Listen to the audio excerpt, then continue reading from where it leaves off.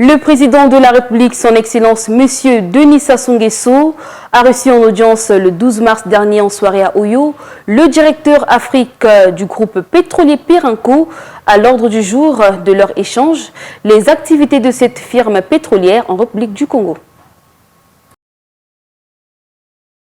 En ce jour, à Oyo, le président de la République, Denis Sassou Nguesso, a échangé avec le directeur Afrique de la société pétrolière Perenco, Denis Chatelain, mardi 12 mars 2024. Perenco opère au Congo depuis 2001. C'est un opérateur pétrolier spécialisé dans l'exploitation des champs matures, notamment Émeraude, Likwala et Yombo. Denis Chatelain est donc venu informer le chef de l'État de l'évolution des activités du groupe Perenco au Congo. Non, nous avons rendu une visite un petit peu protocolaire à son Excellence le chef de l'État à l'occasion de cette semaine mémorielle qui est très importante évidemment pour lui, pour sa famille, je dirais de façon plus élargie pour tous les amis du Congo. C'est pas un moment anodin. Donc c'était bien aussi de venir lui apporter le soutien en particulier du groupe Perenco et les messages personnels de la part de notre chairman, M. François Pérodeau.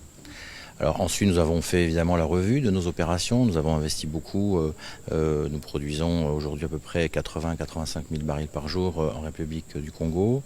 Nous avons fait le point sur un certain nombre de découvertes puisque nous avons fait de l'exploration, nous avons fait 2 découvertes cette année assez remarquables qui ont permis de découvrir un nouveau play géologique et d'augmenter la production, donc bien sûr il fallait lui rendre compte.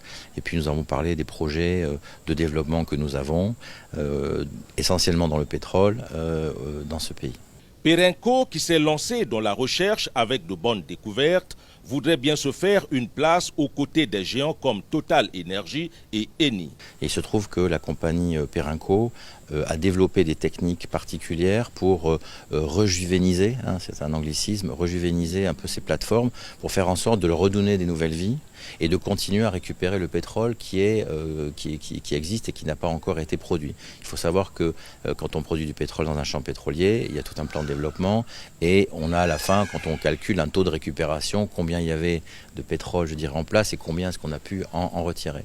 Arrive au moment où ces champs sont tellement matures que ça devient de plus en plus difficile et c'est pour ça que certains les abandonnent ou les arrêtent. Et donc c'est là où nous, on a des techniques et des savoir-faire pour leur redonner une deuxième vie, mais ce qui nécessite beaucoup de travaux sur l'intégrité des structures évidemment, des travaux sur puits et puis toute une technique en fait qui est le savoir-faire de l'entreprise. Depuis son installation au Congo, le pétrolier Perenco a acquis la capacité et le savoir-faire en trouvant des solutions sur mesure pour des champs marginaux. C'est un véritable succès opérationnel qui donne à Perenco sa notoriété.